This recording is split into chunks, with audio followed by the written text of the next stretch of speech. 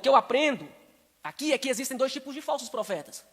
O primeiro tipo de falso profeta é facilmente identificado, porque descaradamente ele prega suas heresias. Como, por exemplo, nega a divindade de Cristo, nega que a Bíblia é a palavra de Deus. Isso qualquer um já identifica como sendo uma heresia e o considera um falso profeta. Mas existe o segundo tipo de falso profeta que é dificilmente identificado. Aí o que a Bíblia está nos dizendo é conhecer o que Deus disse. Conhecer as Escrituras é o antídoto contra a permanência dos falsos profetas no nosso meio. Porque quando eles surgem, com a Bíblia aberta, a gente analisa o que eles pregam. A gente analisa o que eles dizem.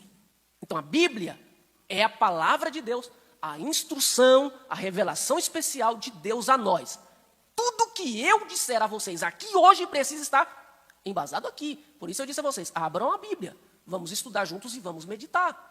Esse é o nosso propósito aqui hoje. Aí, Jesus fez duas comparações dos falsos profetas. Primeiro, são lobos. Por quê? Porque são ferozes, porque são devoradores, porque se infiltram no meio do rebanho, mas não para proteger o rebanho, mas para devorar o rebanho, para destruir o rebanho. E a segunda comparação que Jesus faz é de árvore. Jesus os compara com árvore, porque Jesus diz, pelos seus frutos os conhecereis. Aí Jesus diz, toda árvore que não produz bons frutos é cortada e lançada no fogo. Nas palavras de Jesus, quem é a árvore que não produz bons frutos? É o falso profeta.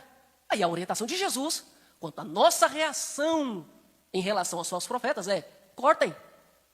Em Deuteronômio 13, Deus diz, assim que todo falso profeta for identificado, ele terá que ser morto, pois pregou rebelião contra o Senhor. Eliminem o mal do meio de vós. Nós não vamos matar, é claro, mas nós vamos identificar, nós vamos confrontar, nós vamos expor a Bíblia e tentar de algum modo convertê-los, mas se isso não acontecer, a gente corta do nosso relacionamento, a gente evita, a gente expulsa se for o caso. Mas nós não podemos tolerar eles entre nós. Apocalipse 2:20, Jesus disse à igreja de Tiatira, tenho contra ti que toleras que Jezabel. Não é que tolera Jezabel, porque mais perigoso do que tolerar o falso profeta é tolerar o que ele fala e diz. Jesus não disse, eu tenho contra vocês que vocês toleram Jezabel. Eu tenho contra vocês que vocês toleram o que ela faz.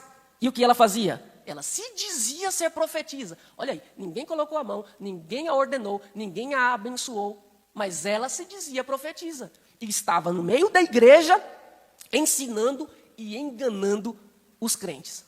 Aí Jesus disse, eu tenho contra vocês só isso, mas é muita coisa para mim.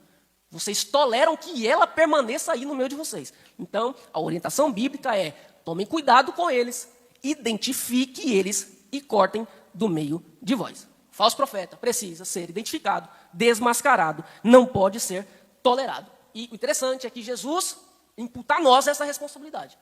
Porque às vezes nós vemos um desastre acontecendo e queremos colocar a culpa em Deus. Mas Deus vai dizer, eu já instruí vocês.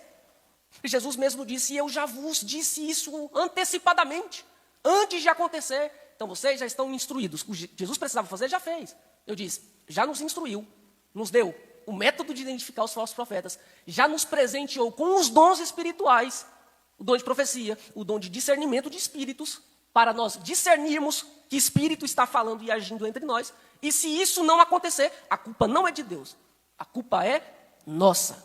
Então, foi isso que Jesus falou acerca dos falsos profetas.